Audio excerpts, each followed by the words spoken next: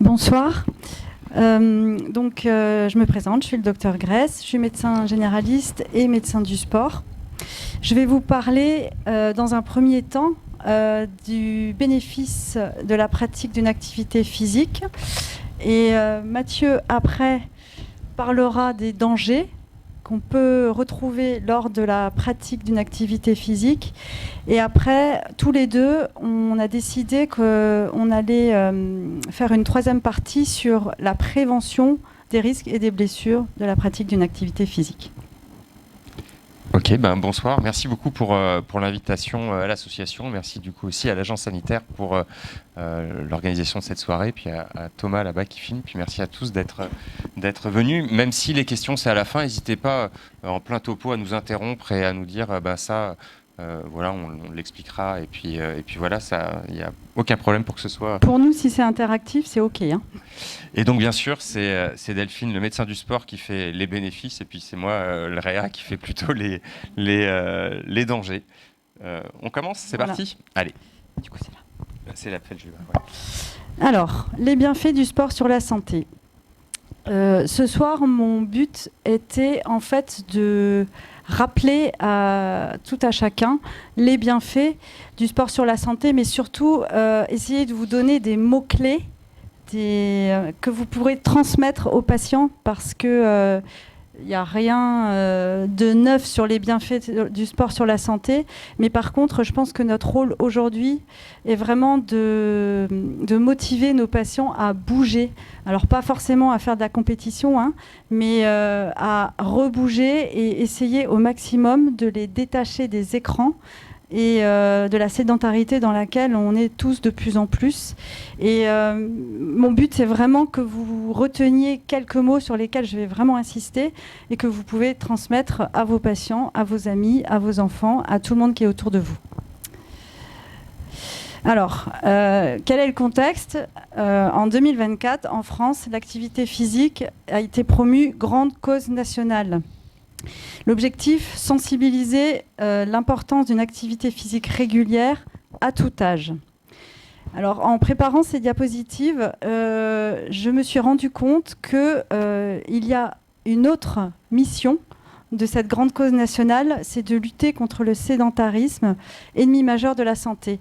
Et on l'oublie. On dit c'est bien de faire du sport, on dit c'est bien de pratiquer une activité physique dans la salle, aller marcher, aller nager.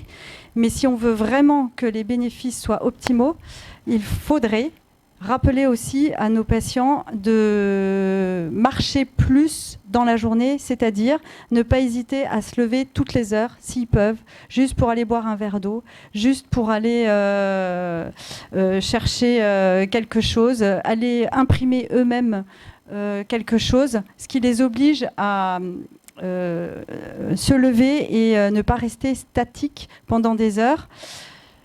Voilà. Alors, définition de l'activité physique. Tout mouvement musculaire entraînant une dépense énergétique supérieure au repos. Donc ça, c'est déjà un message qu'on peut donner à nos patients. C'est que marcher, faire du vélo, jardiner, faire le ménage, aller faire ses courses, c'est déjà bouger. Et que donc, si on est dans une volonté de revenir au mouvement, eh ben, tout prétexte à bouger fait partie d'une reprise d'activité physique. À l'opposé, la sédentarité, c'est le temps passé assis ou allongé, hors temps du sommeil, moment où la dépense énergétique est proche du repos. Donc, un des mots-clés, c'est lutter contre la sédentarité et vraiment rappeler à tout le monde que le plus on bouge, le mieux c'est. Après, je vais un petit peu plus loin dans la définition.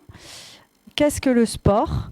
Le sport est une activité physique volontaire qui peut être individuelle ou collective, structurée par des règles, pratiquée dans un but de loisir ou de maintien de conditions physiques et également de performance et de compétition, si on veut aller plus loin dans la pratique sportive.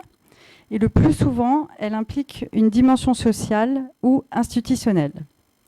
Bien évidemment, quand on commence à se mouvoir et à pratiquer une activité régulière, si elles ne sont pas réalisées selon certaines règles et en ne faisant pas attention à quelques facteurs environnementaux, on peut avoir des risques traumatologiques, on peut avoir un risque de surentraînement. Si on s'adapte mal aux conditions climatiques, on peut avoir des résultats moins bons et bien sûr des blessures. Ça, c'est Mathieu qui développera après. Alors, dans les recommandations officielles, vous avez déjà dû en entendre parler. On recommande donc pour les adultes 30 minutes minimum d'activité par jour, d'intensité moyenne. Alors, pour vous donner un exemple d'intensité moyenne, c'est par exemple trottiner en étant légèrement essoufflé, mais surtout en pouvant communiquer avec la personne avec qui on court, si on court à deux. En tout cas, être capable de parler. Idem, par exemple, pour la pratique de la marche ou du vélo. Ça, c'est ce qu'on appelle une intensité modérée.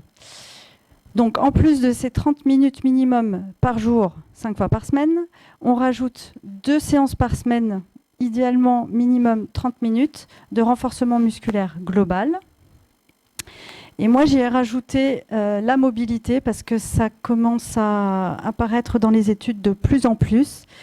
L'endurance, le renforcement et le maintien de la souplesse. Donc, alors, je vous ai mis type yoga doux 30 minutes à 1 heure, mais ça peut aussi être des étirements.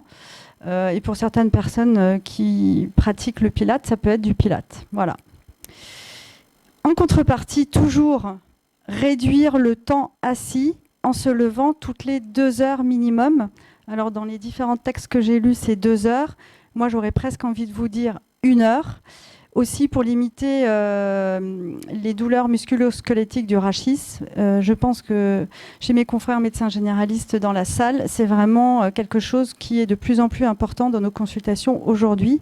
Et donc on peut conseiller à nos patients, discuter avec eux par rapport à leur profession, comment faire pour essayer de se lever 1 à 3 minutes toutes les heures qu'ils arrivent à l'introduire dans leur exercice professionnel.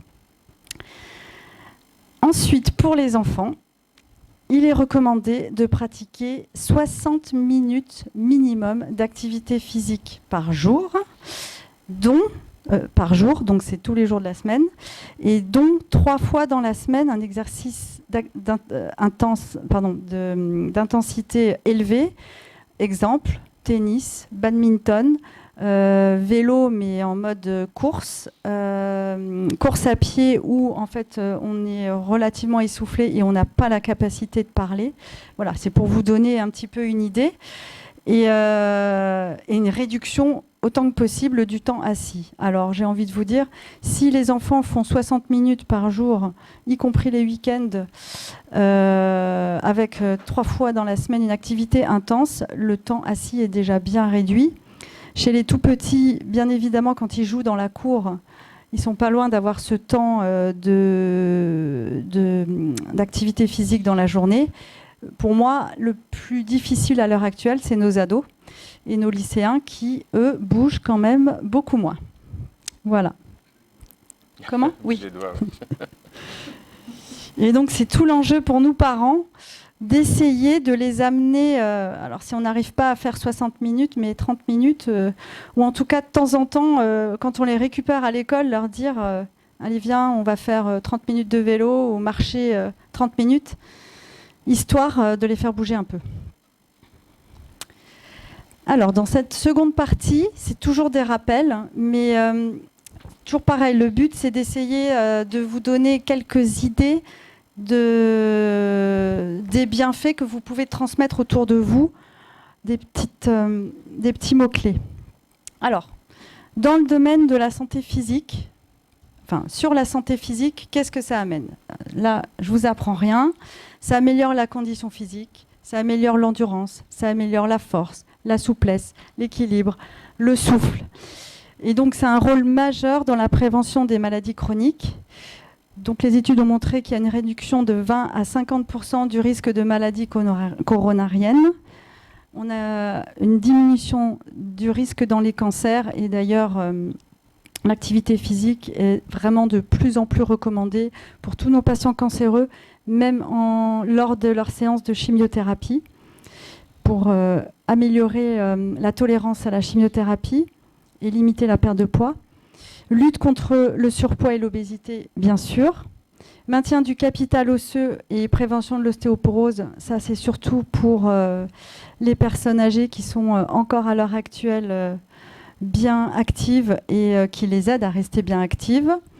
Et un petit peu, on y pense un petit peu moins, mais ça améliore la fonction immunitaire et ça diminue l'inflammation systémique. Inflammation systémique, c'est l'adiposité abdominale, c'est l'athérosclérose, c'est limiter l'évolution trop rapide de l'arthrose et c'est l'insulinorésistance. Voilà. Au-delà du physique, le mental, vous le savez tous, la pratique d'une activité physique améliore le bien-être, diminue le stress et l'anxiété en augmentant la libération de sérotonine et de dopamine. De ce fait, ça diminue le risque de dépression légère et ça fait partie des thérapeutiques pour limiter les risques de dépression. Autre point important, ça permet le renforcement de l'estime de soi et des liens sociaux. Je vais ouvrir une toute petite parenthèse, et ça c'est ma pratique. Après le Covid, je pense que j'ai eu une explosion du nombre de consultations pour certificats médicaux et conseils pour la reprise de l'activité physique. Les gens en avaient tellement marre d'avoir été enfermés que c'était une boulimie du sport. Et bien évidemment, je l'ai remarqué aussi après les émeutes. Donc c'est bien la preuve que l'activité physique aide sur le plan psychologique et aussi du fait que ça a permis de revoir des gens et de reprendre des liens sociaux. Donc c'est vraiment un facteur très important, la répercussion psychologique.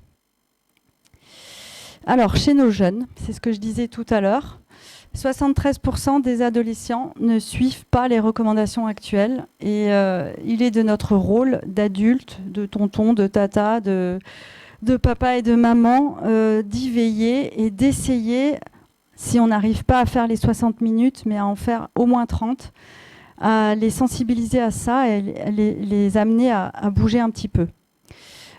Sur ces jeunes, ça permet une croissance harmonieuse, donc un bon développement musculo-tendineux, ça améliore la concentration et donc indirectement, ça a un impact positif sur la réussite scolaire.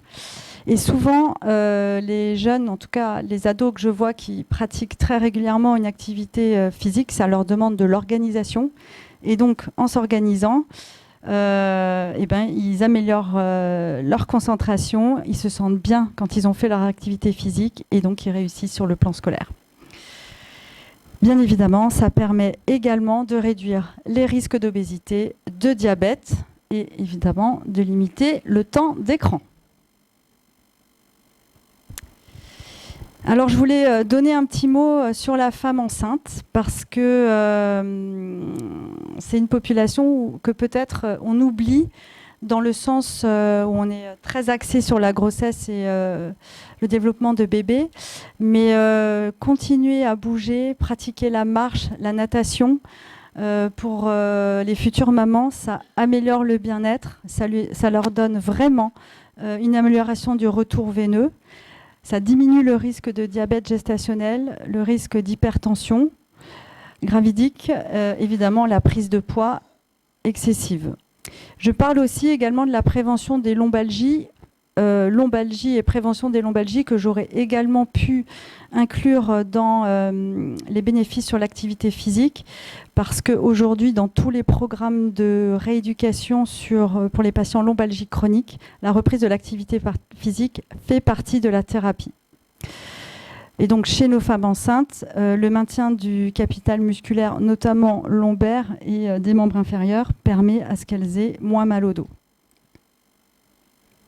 Enfin, chez les personnes âgées, pratiquer une activité physique régulière permet de maintenir un bon capital musculo-tendineux et donc de prévenir les chutes, un maintien à domicile plus long, une autonomie plus longue, et ça c'est aussi primordial, le maintien du lien social et la diminution du risque de dépression de la personne âgée et donc de l'isolement. Au total, ça améliore leur qualité de vie et ça réduit la mortalité prématurée. Depuis 2011, l'activité physique est reconnue comme une thérapie non médicamenteuse et elle est utilisée dans la prise en charge des maladies chroniques, cardiopathie, diabète, maladies neurologiques et neurodégénératives, lombalgie, et également comme thérapeutique dans toutes les pathologies de douleurs chroniques. Et donc, elle permet une réduction de la mortalité précoce de 29 à 41%. En ce qui concerne cette partie, vous retiendrez donc que toute activité physique, même modérée, procure un bénéfice sur la santé. L'idéal, et ça c'est le message qu'on pourrait donner à nos patients, c'est de pouvoir combiner endurance, renforcement musculaire et assouplissement, exercice de mobilité. Et surtout, s'il y a un message à retenir ce soir, c'est intégrer le mouvement dans les gestes de la vie quotidienne. Ne pas hésiter à se garer plus loin, on le dit, mais le faire, à monter 2 étages. Moi, ça m'arrive de me dire, allez, je monte les 5 étages de MedCity pour bouger un peu et intégrer le mouvement dans la vie de tous les jours. Notre rôle en tant que médecin, c'est promouvoir le sport à tous les âges pour une meilleure santé globale et surtout prévenir les risques associés.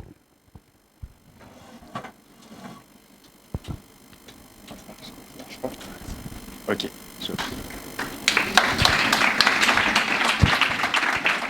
Ok. On continue alors, on fera toutes les questions à la fin, c'est ça, Jack. Donc moi j'ai le côté un peu plus sombre à faire de l'histoire. Et j'aime bien cette diapo où il y a Joris Beaufils, qui est un de nos collègues, je ne sais pas si vous le connaissez, son papa peut-être, qui est médecin généraliste. Et où cette photo, on le voit bien que Joris, il s'amuse dans la vague, mais on voit aussi que les coraux sont pas loin. Et c'est un peu le message que je vais vous faire passer à travers cette présentation. C'est vrai qu'en Calédonie, on parle beaucoup des accidents de voiture, on parle beaucoup du risque lié à l'obésité, au diabète, l'HTA, les risques métaboliques, mais on ne parle pas beaucoup de ça. Ça, c'est un vrai problème en Calédonie. Je ne sais pas si vous avez des gens qui pratiquent autour de vous, mais les gens font que ça. Ils font ça à midi, ils font ça même quand ils sont blessés. Ils font ça à la place de passer du temps avec leurs copains. C'est devenu quelque chose qui a pris énormément d'ampleur et qui est assez symptomatique des dangers qu'on peut retrouver dans le sport. En gros, si on regarde, il y a 3 types de... Hop, ça passe plus. C'est bloqué. Voilà. Ok. Il y a 3 types de dangers. Il y a le risque traumatique, le risque cardiovasculaire et puis le risque d'addiction. Et puis, c'est de ça dont je vais vous parler. On va commencer par le risque traumatique. Et puis, il y a là-dedans des choses qui sont évidentes. Hein. On sait très bien qu'il y a des sports qui sont ultra dangereux avec un risque traumatique qui est élevé. Je sais que dans la salle, il y a des gens qui font de la boxe à haut niveau et que c'est dangereux et qu'on n'irait pas inscrire ses enfants à un stage le mercredi de wing squat en disant bah oui, les petits, là, mercredi, ils sautent d'un rocher comme ça. Et puis à la fin, ils essayent d'éviter les montagnes. Puis à la fin, ils essayent de freiner. Mais au-delà de ça, plus sérieusement, si on regarde la population générale et les passages aux urgences pour les accidents de la vie courante, en fait, il y a 18% de ces accidents de la vie courante qui sont liés à des accidents de sport. Donc c'est quand même un volume qui est assez important. Et dans ce volume, dans ces passages aux urgences pour accidents de la vie courante, quand on regarde à 1 an, il y a 50% des gens qui ont des séquelles et 25% qui ont des séquelles invalidantes. Donc c'est pas rien du tout. Et si on regarde des sports qui sont pratiqués proches de chez nous, par exemple le kitesurf, il y a cette étude qui a été faite en Bretagne, et finalement on voit que les accidents sont quand même assez graves, parce que 45% des accidents conduisent à une hospitalisation, et nous en réanimation, c'est fréquemment, allez, une fois par an, qu'on a, c'est souvent une infirmière des urgences, et qui a pris un cocotier à l'îlomètre et qui se retrouve hospitalisée chez nous quelques heures, quelques jours. Donc c'est des choses qu'on voit souvent. Là, il parle aussi dans cette étude, et c'est intéressant, de la protection du matériel qui est insuffisamment utilisé. Et c'est vrai qu'on peut se dire, finalement, le traumatisme du sport, on peut quand même assez facilement l'éviter en mettant un casque. Il y a des choses qui sont évidentes, mais il y en a qui le sont moins. Et j'aime bien cette étude. C'est une étude qui a été faite sur un 16 km qui se court en Suisse, et ils ont regardé les lésions ostéotendineuses. Et sur les lésions de stade 3, ils disent, c'est ceux qui, au bout de 2 semaines, sont encore invalidantes. On voit que la majorité des lésions, c'est les jambes, les genoux, etc. Et puis ils ont regardé les chaussures que portaient les gens. Et en fait, ils voient que les gens qui ont des chaussures pas chères, moins de 60 francs suisses, en fait, ils n'ont pas plus de lésions musculaires que les autres. En revanche, ceux qui ont des chaussures à plus de 140 francs suisses, je ne sais pas ce que ça fait, mais ça doit être assez cher, 140 francs suisses, ils ont plus de lésions que les autres. Donc finalement, le matériel, ce n'est pas forcément quelque chose qui va nous protéger. Et il y a eu tout un peu une course autour de chaussures plus performantes. Avec là, vous avez la première Nike qui a été faite en 74 pour les Jeux de Munich. Elle s'appelle la Waffle parce qu'elle a été faite dans le moule à gaufres de la femme de l'inventeur de la chaussure. Elle se vend une fortune, cette chaussure, parce qu'elle est rare. Je crois qu'il y a eu une dizaine d'exemplaires seulement. Donc, après les années 70, il y a eu vraiment beaucoup de créations de chaussures qui n'ont pas forcément amélioré finalement les blessures. Et il y a un bouquin qui est super qui s'appelle Born to Run, qui explique en fait qu'il y a des tribus mexicains où les gens courent pieds nus, enfin quasiment pieds nus, avec juste des espèces de semelles. Et il y a tout un mouvement dans la course qui s'appelle le minimalisme, justement pour se dire finalement peut-être que les chaussures c'est pas l'idéal, et qu'on tape un peu trop fort le pied par terre, et qu'il faudrait peut-être courir un peu plus léger et pas avoir de semelles. Alors on sacrifie un peu le style parce que c'est pas très très joli, mais c'est une idée. Plus sérieusement, et pour conclure sur la partie traumatique, il y a quand même une mortalité de cette partie traumatique. Là, quand on regarde en 2017-2018, sur 2 ans, il y a quand même 800 personnes qui ont perdu la vie dans le sport, beaucoup liés à cause de l'environnement aussi. Les sports de montagne, les sports aquatiques, les sports à air moteur sont évidemment pourvoyeurs de beaucoup de mortalité, une mortalité qui est plus marquée chez les hommes. La deuxième chose, les complications cardiovasculaires du sport. Là, vous avez la carte de Paris et vous avez les arrêts cardiaques sur 1 an. Qu'est-ce que vous voyez ?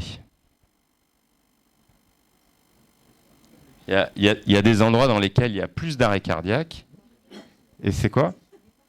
Non. Non, personne n'allait à Paris. C'est les gares. C'est les gares. C'est les gares, en fait, où il y a le plus d'arrêts cardiaques. Vous connaissez vos gares parisiennes ? Non. Et donc, bref, et tout ça probablement parce que au moment des gares, on cumule les facteurs de risque. C'est-à-dire qu'on est pressé, on est stressé, on se met à courir, on est chargé, alors qu'on n'a pas fait forcément du sport. Et c'est là que l'arrêt cardiaque survient. Et c'est ça le grand paradoxe du sport. C'est-à-dire que le sport, quand on le pratique, et Delphine l'a dit, on va réduire son risque coronarien sur le long terme. Mais par contre, au moment où on le pratique et dans la demi-heure qui suit le sport, on a un risque relatif de faire un arrêt cardiaque qui est beaucoup plus important que si on était au repos. Il est multiplié par 16 dans cette étude du New England qui s'était intéressée à une population de médecins qu'elle avait suivie pendant une vingtaine d'années. Il y avait une 150, je crois, arrêts cardiaques. Et donc, avec un risque beaucoup plus important, il survenait pendant cette période de sport. Et quand on regarde ce tableau-là qui est issu de cette étude, regardez, ça c'est des gens qui ne font pas de sport. Donc c'est les témoins, ils ont un risque d'arrêt cardiaque au moment du sport, c'est les témoins à 1 et le risque coronarien à 1. Quand on commence à faire du sport 1 fois par semaine, on va tout de suite diminuer son risque coronarien à long terme. Par contre, on va accroître fortement son risque de faire un arrêt cardiaque au moment du sport. Quand on va augmenter sa pratique de sport de 2 à 4 fois par semaine, là, on diminue son risque de faire un arrêt cardiaque au moment du sport. On a l'habitude de faire du sport, donc on a moins de risques. Et puis, on continue à diminuer son risque de faire un problème cardiaque sur le long terme. Et ce qui est très intéressant dans cette étude, si on continue à faire plus de sport, c'est-à-dire si on augmente encore son niveau de sport, on va réaugmenter son risque de faire un arrêt cardiaque. Donc ça veut dire quoi ? Ça veut dire qu'il y a peut-être un plateau sur lequel on va gagner en ayant moins de risques de faire d'arrêt cardiaque au moment du sport et un gros bénéfice à long terme d'avoir une coronaropathie, que si on diminue sa dose de sport, on va augmenter son risque d'avoir une coronaropathie, mais que si on augmente sa dose de sport, on risque aussi d'augmenter ce risque. Et donc ce plateau-là, il est propre à chacun et il faut le trouver. Comment on peut essayer un peu d'être un peu plus performant là-dessus, et nous, en tant que médecins, quelle vision on peut avoir? Il faut essayer de détecter les sujets à risque. Ça, c'est mes collègues de Réa qui vont courir la coast to coast. Là, ils sont évidemment pas à risque, mais il y a Pierre qui a 35 ans. Et 35 ans, c'est un bon âge, c'est celui qui est donné dans ses recommandations de cardiologie. Au-delà de 35 ans, il y a un risque de faire un arrêt cardiaque quand on fait du sport qui est lié à une coronaropathie. Dans 80% des cas, quand on a un arrêt cardiaque au-delà de 35 ans en faisant du sport, c'est un problème de coronaropathie. Avant 35 ans, donc les jeunes qui font des arrêts cardiaques en faisant du sport, c'est des causes qui sont liées à des anomalies congénitales du cœur, des anomalies d'implantation des coronaires, des canalopathies qui sont difficilement détectables. Et donc, quand on regarde ce graphe, évidemment, au-delà de 35 ans, on a beaucoup plus de risques d'avoir un problème cardiaque pendant la période du sport que avant 35 ans. Et là, on voit cette population d'athlètes. Donc, le message à retenir, c'est quand même qu'au-delà de 35 ans, les gens qui veulent faire du sport et qui veulent reprendre du sport, on va en reparler tout à l'heure, mais probablement qu'il y a quand même un petit interrogatoire pour essayer de détecter s'ils ne sont pas à risque cardiovasculaire. Juste cette diapositive sur les athlètes, c'est ceux qui font une compétition, c'est donc plutôt les jeunes, et c'est super intéressant. Il y a d'abord très peu d'athlètes qui font un arrêt cardiaque, c'est ce qu'on montrait le graphe tout avant. Ils ont un pourcentage de survie qui est très élevé, et ce pourcentage de survie qui est très élevé chez les athlètes, il est lié à deux choses en particulier. La première, c'est qu'ils font souvent leurs problèmes cardiaques avec des témoins, c'est des athlètes, donc c'est au cours d'un match où il y a du public, et donc ils sont rapidement secourus. Et la deuxième, c'est souvent dans des stades, et dans les stades, il y a des défibrillateurs, et c'est ça qui sont les variables pronostiques super importants.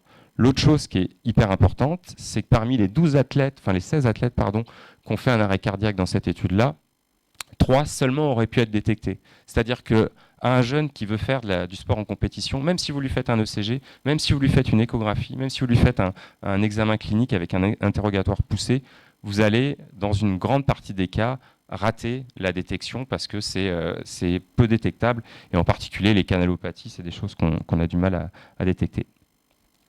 Juste une petite diapo sur lesquels sports sont pourvoyeurs de le plus de problèmes cardiaques. Voilà, le vélo, on sait bien, le jogging, oui, puis on sait que le ping-pong, pas trop, quoi.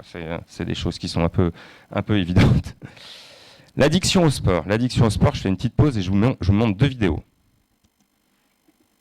Comportement de junkie qui sont pas explicables. Quand t'as des potes qui disent des trucs genre putain l'autre jour c'était chez moi, dimanche 22h30, pas motivé, il pleuvait, j'étais en pyjama et tout, je me suis dit allez on se bouge le cul, j'ai mis mes baskets et je suis allé courir 22 km. Tu dis mais ça devrait être pour un gramme de coke, c'est pas normal en fait. Ça et la deuxième, vous entendez bien ? En particulier, eux, on les a vraiment perdus. Les gens qui font du running, on les a perdus. C'est terminé. Ils sont plus avec nous. Parce que tu mélanges une addiction avec en plus un encouragement de tout le monde autour de toi. Parce que personne n'aime courir. Donc les gens qui courent, non seulement eux, ils sont en train de se doper, mais en plus tout le monde autour leur dit « Je sais pas comment tu fais, t'es tellement courageux, c'est magnifique. » Du coup, ça les lance dans une espèce de délire christique. Et c'est pour ça qu'ils finissent les marathons comme ça. Parce que dans leur tête, je pense vraiment, il y a l'abbé Pierre et eux juste au-dessus qui lui mettent 7 secondes au kilomètre. Vraiment, on a perdu le temps. J'aimais bien c'est Marina Rollman, j'aimais bien cette vidéo sur l'addiction au sport. Et alors, quand on s'intéresse à l'addiction au sport, on se dit, finalement, est-ce que c'est naturel de faire du sport? Est-ce que c'est naturel de courir? Et donc, l'idée, c'est de remonter un peu dans le temps. Vous vous souvenez d'eux ou pas? Marty McFly et Matt Brown, là, dans Retour vers le futur. Et donc, quand on remonte vraiment bien avant Retour vers le futur, il y a cette belle étude, c'est pas une étude, c'est un éditorial au moment des Jeux Olympiques de Londres dans la revue Nature, où l'auteur, finalement, disait que ça faisait des millénaires qu'on faisait du sport, et c'était même ça qui avait permis notre survie, et en particulier la course de long terme, qui a permis, en fait, de faire de la chasse à l'épuisement. On courait derrière le bison, et à un moment, le bison s'arrêtait et nous on continuait, on pouvait le chasser. Et donc on a une morphologie qui s'est finalement transformée au cours de l'évolution pour courir. On a des muscles qui sont allongés, des tendons qui sont allongés, des pieds qui sont raccourcis. On est devenu finalement des meilleurs athlètes de running au long terme. Et avec un petit paradoxe, c'est qu'on consomme beaucoup d'énergie à courir. D'ailleurs, je veux dire, tout le monde, quand on veut perdre du poids, on se met à courir. Et c'est vrai que c'est très consommateur, beaucoup plus que plein d'animaux, en particulier le cheval, vous voyez sur cette diapo-là. Et donc finalement, comment, en consommant beaucoup d'énergie, finalement, on a développé cette capacité à courir? Eh ben, principalement parce qu'on a deux avantages par rapport au reste des animaux. Le premier, c'est le découplage course-respiration, et le deuxième, c'est la capacité à éliminer la chaleur par la sudation. La capacité à éliminer la chaleur par la sudation, c'est facile. Quand on fait du sport, on le sait bien, on élimine beaucoup de chaleur. Et puis pour ceux qui ont des animaux, et en particulier des chiens, et qui vont se promener dans la montagne, on voit très bien qu'en fait, au bout d'un moment, le chien il est obligé de s'arrêter parce que lui, il n'arrive pas à éliminer sa chaleur par la sudation. Il élimine sa chaleur en respirant à travers la respiration et un petit peu au niveau des pattes, mais pas par la sudation. Et ça, finalement, ça les oblige à s'arrêter. Le découplage course-respiration, c'est un truc qui est marrant aussi. C'est-à-dire que quand la plupart des animaux courent, quand ils lancent leurs pattes, ils inspirent. Quand ils les ramènent, ils expirent. Donc, en fait, leur respiration est couplée à leur course. Alors que nous, quand on court, en fait, on peut complètement adapter notre besoin d'oxygène et notre rejet de CO2 de façon complètement indépendante par rapport à notre course. D'ailleurs, je ne sais pas si vous avez essayé, enfin moi du coup j'ai essayé, de courir, et à chaque pas, je fais une inspiration et à chaque pas, je fais une expiration. Bon, en fait, au bout de 30 mètres, on est obligé de s'arrêter, quoi, parce que finalement, c'est complètement deux systèmes indépendants. Et en ayant cette indépendance et cette capacité d'éliminer la chaleur, et ben nous, sur des distances hyper longues, on est capable de tenir, de courir, et puis c'est tout l'histoire des ultra-trails. Ça, c'est un diagramme qui montre ça, qui montre qu'on est complètement désynchronisé, nous, sur notre pas, c'est nos cycles respiratoires en haut et nos pas en bas, alors que le cheval, c'est pas du tout le cas, il est complètement synchronisé, et donc ça, c'est un avantage. Et d'ailleurs, ça, c'est un peu l'histoire de l'ultra-trail. L'ultra-trail, c'est pas très bien défini. Grosso modo, c'est plus que le marathon, quoi. C'est plus que 42 km. Mais maintenant, là, beaucoup d'ultra-trails sont autour de 100 miles. Donc ça, c'est le cas de cette ultra-trails, c'est-à-dire 161 km. Et donc ça, c'est le premier. Et cette course-là, c'est le premier ultra-trail de 100 miles. Et cette course-là, elle a une histoire. C'est que ce gars qui est en bas à droite, dont j'ai oublié le nom, il courait initialement à cheval. Et puis, son cheval se blesse au bout de 21 miles. Et il se met à courir finalement à pied. Et l'idée, c'était de finir cette distance de 160 km en moins de 24 heures. Et il y arrive. Et donc, au fur et à mesure des années, il y a de plus en plus de participants qui courent à pied sur cette course qui était initialement une course équestre. Et donc, l'ultra-trail est né un peu de ça. Et donc, en fait, cette capacité à courir longtemps et finalement à faire de la chasse à l'épuisement, c'est probablement ça ce qui nous a permis d'avoir un apport calorique suffisant et d'avoir un cerveau qui a augmenté de taille au cours des millénaires et faire des choses incroyables comme on fait maintenant, la guerre, détruire la planète, enfin plein de trucs super. Et voilà. Si on revient juste quand même au sport, malgré tout, on peut s'épuiser à faire du sport. Et là, vous avez cette image de fin de marathon, et puis celle-là qui est notre coureur français, enfin notre marcheur français célèbre au Jeux de Rio, là, qui s'est effondré quelques kilomètres avant l'arrivée. Donc des fois, on va un peu trop loin dans le sport, et des fois, on peut avoir des comportements qui sont complètement inadaptés par rapport au sport, et c'est ce qu'on appelle la bigorexie. La bigorexie, c'est ce comportement qui est caractérisé par une pratique excessive et compulsive de l'activité physique, malgré des conséquences négatives sur la santé physique, psychologique ou sociale. Donc ça, c'est la définition de l'addiction au sport. Il y a deux trucs à reconnaître là-dedans. Il y a l'addiction primaire, celle qui est centrée sur l'exercice lui-même. Ça, c'est le padel. Les gens ils font du padel. Et puis, il y a l'addiction secondaire qui est liée à des troubles alimentaires. C'est les gens qui vont se mettre à courir ou faire de la musculation pour être plus costaud, pour être plus maigre. Diagnostic, il est basé principalement sur des échelles. Et je vais montrer rapidos l'échelle qui est toute simple à faire et que vous pouvez faire au quotidien avec vos patients, mais qui finalement est juste un peu de bon sens. Hein. Est-ce que les gens ressentent de l'anxiété quand ils sont incapables de faire de l'exercice? Est-ce qu'ils planifient leur journée autour de l'exercice? Est-ce qu'ils sont mal à l'aise s'ils manquent leur séance? Est-ce qu'ils continuent à faire de l'exercice s'ils sont fatigués ou blessés? Est-ce que ça affecte leurs relations sociales? Est-ce qu'ils éprouvent de la culpabilité s'ils sautent une séance d'entraînement? et est-ce qu'ils augmentent progressivement leur volume d'exercice. L'addiction au sport, quand on regarde les études, en fait, tous les sports ne sont pas égaux par rapport à cette addiction. Les sports d'endurance, c'est ceux qui sont au top de générateurs d'addiction. Les sports de balle et puis le fitness sont moins importants. Et Delphine, tu me disais quand même qu'autour du comment ça s'appelle là, les gens qui lancent des poids. Le CrossFit et le F45 sont aussi des disciplines qui sont addictogènes. Qui sont très pourvoyeuses.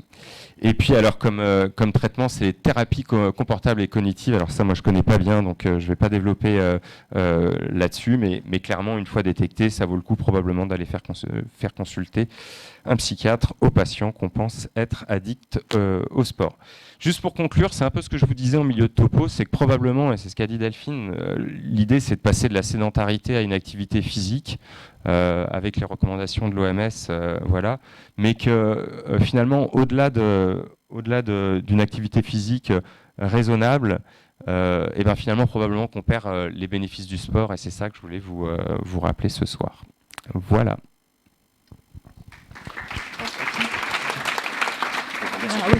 Non mais toi, tu enchaînes Alors moi j'enchaîne rapidement pour comment... Hop. Ah, tac. Comment faire du sport safe? Donc c'est détecter les sujets à risque, je vous l'ai dit tout à l'heure, connaître l'épidémiologie de son sport et adapter sa dose de sport. Et ça, je pense que ce sera plus toi qui le fera. Comment détecter les sujets à risque? Eh ben, en fait, il ne faut pas faire des choses compliquées. Il y a un peu des choses compliquées dans la littérature, dans les recommandations de cardiologie, mais en fait, c'est très simple. Pour les jeunes, il faut faire un interrogatoire, un examen clinique et éventuellement un ECG, sachant que quand on fait ça, c'est ce que je vous ai expliqué tout à l'heure, en fait, on ne va pas détecter une grande partie des gens qui sont à risque de faire un arrêt cardiaque, mais bon, on va en détecter une partie, donc il faut le faire. Et puis au-delà de 35 ans, eh ben, c'est assez facile aussi. Les gens, ils consomment du tabac, ils reprennent du sport après une interruption prolongée, ils font des sports avec des hautes intensités, la boxe par exemple, tiens, et ils ont plus de 45 ans chez l'homme et plus de 55 ans chez la femme. Et ben dans ce cas-là, en plus de l'interrogatoire et l'examen clinique, il y a probablement l'intérêt à leur faire une épreuve d'ischémie. Une épreuve d'ischémie, c'est une écho d'effort, enfin une IRM de stress éventuellement. Une écho d'effort, c'est probablement ce qui est le plus facile à avoir et le plus facile à envisager. Et puis surtout, il y a une grosse prévention, c'est avoir des défibrillateurs dans tous les gymnases. Il y a un des cardiologues de Paris, qui est celui qui a fait l'image des arrêts cardiaques sur Paris. Il dit qu'en fait, il devrait y avoir un extincteur et un défibrillateur. C'est-à-dire qu'on ne devrait pas avoir dans des endroits publics un extincteur sans défibrillateur, et c'est vrai que c'est un bon repère. Et puis après, il y a un peu ce que dit la Société cardiologique du sport, c'est-à-dire qu'il faut vraiment essayer de dire à ces patients qui signalent tout symptôme que les gens fument pas autour du sport. Ça, c'est un classique. Enfin, moi, c'est souvent en fait qu'on voit des gens qui, après avoir fait du sport, se mettent à fumer. C'est vraiment une période qui est hyper à risque. Donc plutôt vraiment pas faire ça, et puis essayer de s'adapter à l'environnement. Et voilà. Sur l'épidémiologie de son sport, c'est vrai que c'est important de se renseigner sur quelles sont les blessures de mon sport, quelles sont les choses qui peuvent me protéger, enfin le casque, etc. Mais est-ce que finalement la grosse chaussure, c'est une bonne idée ou pas une bonne idée? Donc ça, je vous engage à regarder chacun pour votre sport ce que vous voulez, enfin ce qu'il existe comme système qui peut atténuer les blessures. Là, je l'ai pour la planche à voile parce que j'aime bien la planche à voile. Et voilà. Je te laisse, Delphine, je te remets ton diapo sur les... Merci, Mathieu. Avec plaisir. Donc moi, je vais compléter en fait les mesures préventives que Mathieu vient de nous dire. Il a particulièrement insisté sur tout le versant cardiaque. Moi, en fait, c'est toujours pareil. Je suis médecin généraliste, donc mon but, c'est de vous donner des messages pratiques pour tous ces patients qui viennent vous voir, qui vous disent bon, voilà, docteur, je voudrais me remettre à réaliser une activité physique, mais je ne sais pas trop par où commencer. Et en tout cas, moi, la recommandation que j'ai, c'est de pratiquer un examen clinique, quoi qu'il arrive, toujours, parce que cet examen clinique, déjà dans l'interrogatoire, ça va nous permettre de connaître un petit peu le patient, de connaître ses habitudes, et notamment savoir s'il fume ou pas, et un petit peu ses antécédents cardiovasculaires. Ensuite, de savoir sa motivation par rapport à la pratique sportive. Et donc savoir si c'est vraiment du bien-être et on va dire se sentir bien dans son corps, ou si l'objectif c'est de venir petit à petit à la compétition. Et savoir aussi si derrière il y a un motif, comme le disait Mathieu, moi je suis assez sensibilisée par rapport au poids. Parce que y a des sports où effectivement le poids est très important, et la barrière entre l'addiction et le risque que ce soit dangereux pour le patient de faire trop attention à son poids, on peut le détecter un petit peu en interrogeant les patients et leurs objectifs sportifs. Et puis aussi, surtout, le but, c'est de donner des conseils qui sont individualisés. Et c'est le gros problème à l'heure actuelle des pratiques sportives style CrossFit, F45 et même le paddle. Alors, je n'ai absolument rien contre ces sports, mais les gens, en fait, il y en a beaucoup qui vont essayer une fois avec les copains, avec les amis. Ils trouvent ça super ludique parce que c'est un temps où on peut se dépenser et en même temps on rigole. Sauf que la plupart des personnes qui s'y mettent ne sont pas préparées physiquement.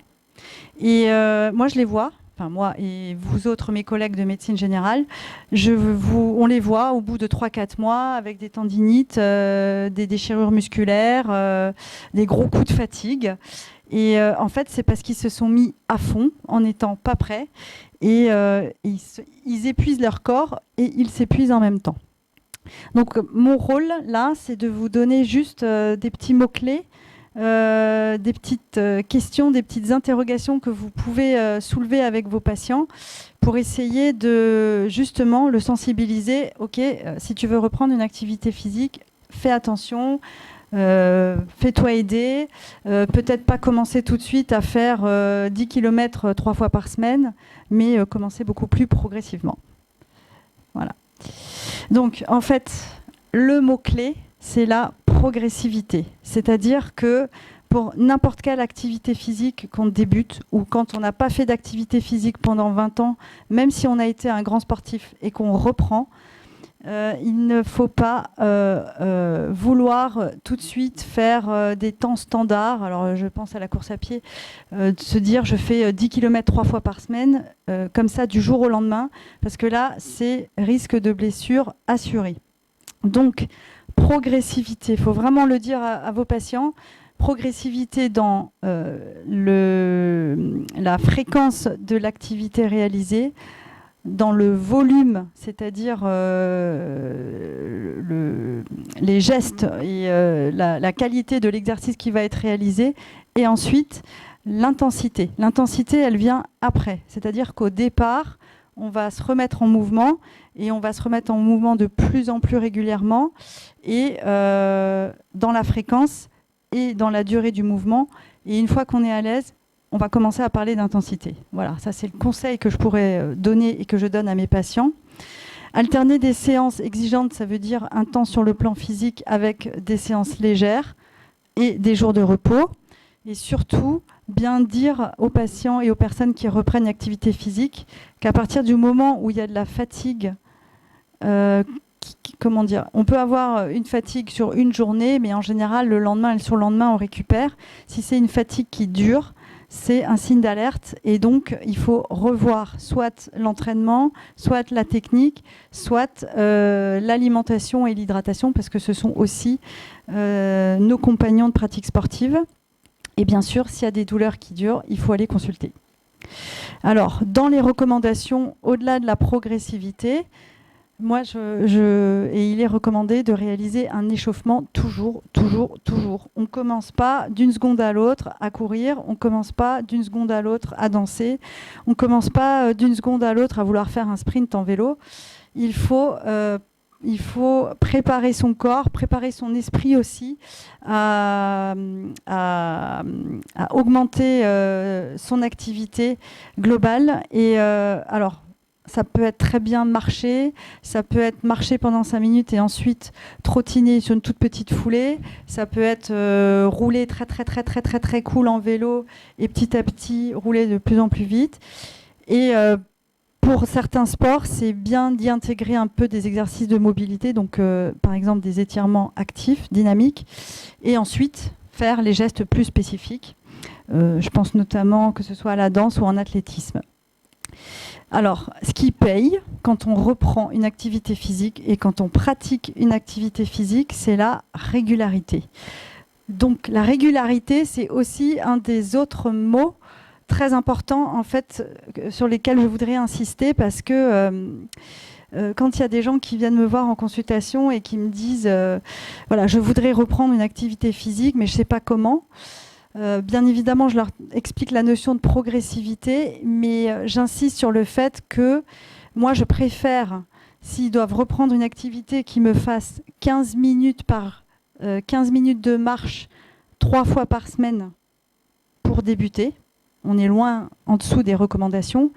Mais par contre, qu'à partir du moment où ils se sont fixés ces 15 minutes par semaine, 3 fois par semaine, eh ben, il n'y a rien qui peut éviter ça. Il n'y a aucune excuse en fait pour ne pas y aller. Et en fait, 15 minutes, c'est pas énorme, mais c'est ce qu'il faut pour commencer à se dire « Ah ben là, c'est mon temps à moi. Ah ben ça me fait quand même du bien. Ah mais je vais vraiment continuer. » Et puis petit à petit, voir pour augmenter ce temps et rajouter par la suite de la mobilité et des exercices de renforcement. 15 minutes, franchement, on peut les trouver dans la journée. Et le tout, c'est de donner aux patients en fait un objectif qui est réalisable. Je parle surtout des gens qui n'ont pas d'activité et qui viennent comme ça en se disant « je ne sais plus comment faire ». Donc ça, c'est un petit truc que je fais moi dans mon cabinet. Et quand je sens que c'est quelqu'un qui n'a pas forcément... pour qui il manque encore ce déclic pour y aller, eh ben, je commence avec des tout petites durées et des petites périodes pour que ce soit pas insurmontable pour eux et pour qu'ils mettent le pied dedans en fait. Alors, pour tous les sports, quel que soit le sport pratiqué, il n'y a pas que la technique du sport pratiqué, il y a toujours du renforcement à côté. Et c'est ça aussi qui va participer à la prévention des blessures musculo-tendineuses. Et contrôle neuromusculaire, alors contrôle neuromusculaire, c'est de la technicité par rapport au sport qu'on pratique. Alors en course à pied, ça peut être des déplacements rapides, ça peut être les pas chassés, ça peut être des talons-fesses et des choses comme ça. En danse, ça va être tout ce qui est équilibre. Ne pas oublier d'oublier d'inclure l'équilibre et la proprioception. Et alors, les deux autres messages que je veux faire passer, et je pense notamment au crossfit et au paddle, qui sont vraiment les sports phares actuellement à la mode, dire aux patients qu'avant de se lancer à fond dans cette activité, c'est bien qu'ils prennent quelques cours. Vraiment. Qu'ils aillent voir des entraîneurs, qu'ils aillent rencontrer des entraîneurs, et je pense notamment au paddle, qu'ils aillent faire quelques heures de paddle en individuel ou en duo pour apprendre la gestuelle. Parce que il faut courir en paddle, il faut anticiper, il y a une raquette qui est lourde, et c'est vraiment, même si c'est ludique, on peut se blesser très vite et ça peut entraîner des blessures qui durent et qui du coup découragent les gens qui avaient envie de s'y remettre. Alors moi je pense au paddle, mais quel que soit le sport, quand on commence un sport, je recommande vraiment à toutes les personnes d'aller prendre des cours auprès d'entraîneurs ou par exemple s'ils sont proches de personnes kinésithérapeutes autour d'eux, qu'ils prennent conseil auprès des kinésithérapeutes pour la gestuelle, la technique et le renforcement. C'est vraiment primordial parce que c'est un des points clés pour ne pas se blesser, avoir un minimum de technique. Et l'apprentissage des gestes, voilà. Alors, Mathieu en a parlé tout à l'heure, équipement adapté. Alors, si on pratique un sport en n'étant pas un minimum équipé, on est sûr de se blesser. Alors, pour les coureurs, ça va être les chaussures. Alors, minimaliste ou pas minimaliste, le problème, c'est pas tant la chaussure, c'est plutôt la technicité, comme l'a souligné Mathieu, de la course. Moi, je n'ai absolument aucun avis sur drop ou pas drop. Par contre, ce qui m'intéresse, c'est savoir quand même le poids de la personne. Parce que quelqu'un qui est vraiment en surpoids, il va avoir un petit peu de mal avec des chaussures minimalistes. Et après, surtout, c'est la technicité de course. Donc, avoir des chaussures adaptées au terrain, mais aussi à la personne elle-même. Et ici, par exemple, c'est aussi avoir, maintenant on fait vraiment des choses qui sont extraordinaires, des textiles respirants et des textiles qui ne sont pas gênants. Bien évidemment, le port de casque pour les sports à risque, je vois encore trop souvent sur la promenade là, et sur la piste cyclable des gens qui sont sans casque en vélo. J'ai presque envie de m'arrêter à chaque fois. Et puis les gens qui font aussi même de la trottinette d'ailleurs. Et sur les pistes de ski, parce qu'on parle de la Calédonie, mais dans les pays où il y a de la neige, le casque est obligatoire maintenant aussi sur les pistes de ski. Les lunettes, la crème solaire, je ne saurais que vous rappeler de le dire à tous nos patients, surtout quand il a fait les derniers temps là, archi beau et archi chaud, et que j'ai vu courir des gens en plein cagnard, sans casquette et sans crème. J'ose pas imaginer l'état de leur peau dans quelques années. Et puis, autre point très important, quand on a du matériel qui est abîmé, ne pas attendre qu'il y ait l'accident. Et je pense notamment aux personnes qui font des sports type plongée, n'est-ce pas? Parce qu'il faut quand même faire réviser régulièrement son matériel de plongée, les sports mécaniques bien sûr, les sports style parapente et tout ça. C'est du matériel qui est pointu et s'il y a une faille, il faut aller le faire changer ou le faire contrôler ou le faire réparer. Ça, c'est aussi un des risques et parce que si ce n'est pas fait, il peut y avoir des conséquences dramatiques. Enfin, et ça c'est aussi un point très important, bon les gens qui me connaissent un peu, ils vont rigoler, mais en Calédonie, alors en Calédonie et partout, mais vous l'avez remarqué là le mois écoulé, les conditions climatiques, l'environnement. Quand il fait chaud et humide, comme il a fait chez nous ici, et il fait encore, on a un risque énorme de faire des coups de chaleur. Alors, les coups de chaleur, ils sont liés au fait que la température extérieure est extrêmement chaude, mais c'est surtout l'humidité qui nous fait suer énormément. Et si on ne s'hydrate pas suffisamment, si la déperdition d'eau et de minéraux est trop importante, en fait, on risque de faire un malaise et de se faire mal si on tombe, selon l'activité qu'on fait. Donc, en prévention, il faut vraiment... Alors, quand on pratique l'activité physique en extérieur, prévoir de pouvoir s'hydrater, prévoir éventuellement de pouvoir se mettre à l'ombre s'il fait trop chaud, réduire éventuellement le temps de la pratique sportive si les conditions extérieures sont vraiment intenses, de préférence pas y aller dans les heures les plus chaudes, mais y aller le matin ou le soir. Et puis... la qualité de ce qu'on boit ici en Calédonie est importante, donc plutôt ne pas boire que de l'eau du robinet quand on fait des activités de durée assez longue. Il faut rajouter des minéraux pour éviter qu'on ait un déficit minéral et donc qu'on ait une déperdition d'eau et de minéraux trop importante et de faire le malaise. Donc, quand des gens viennent vous voir en janvier après les fêtes et qui vous disent voilà, maintenant j'ai pris une bonne résolution, je voudrais me remettre au sport, c'est la pire période chez nous. Donc il faut être extrêmement vigilant dans les encouragements qu'on peut leur donner et leur dire ok, si tu veux reprendre une activité physique, c'est super, mais fais-le plutôt le matin ou le soir quand il ne fait pas trop chaud. Sur une durée dans un premier temps assez courte pour qu'il puisse s'habituer, pour que son corps puisse s'habituer à réaliser, à transpirer, à bouger dans un climat chaud et humide et il pourra petit à petit augmenter l'intensité, la fréquence de l'activité. Et enfin, bien évidemment, en fonction des sports de glisse qu'on fait, vérifier la qualité de l'eau. Quelqu'un qui fait la natation en eau libre, il va peut-être pas appréhender sa séance pareil si c'est une mer d'huile ou s'il y a du courant et qu'il y a des vagues. Voilà. Enfin, à ne pas négliger, c'est le facteur récupération, retour au calme, repos. On peut y associer, alors récupération, c'est marche tranquille, hein, c'est faire descendre le rythme cardiaque, c'est bien respirer pour bien éliminer le CO2, prendre le temps de profiter d'ailleurs de l'instant physique qu'on a eu, et puis surtout de se dire, bon, maintenant je vais rentrer, on peut y rajouter des étirements pour favoriser en fait la récupération, pour moi, de la respiration.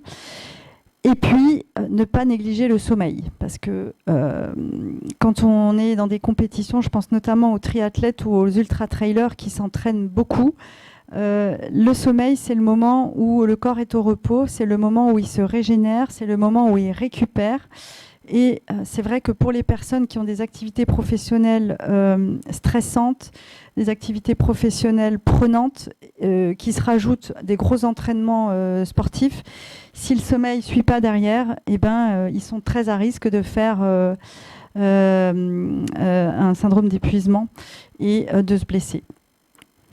Donc on peut rajouter dans les routines de récup de la cryothérapie également. Et alors bon, il y a des gens pour et des gens contre les étirements.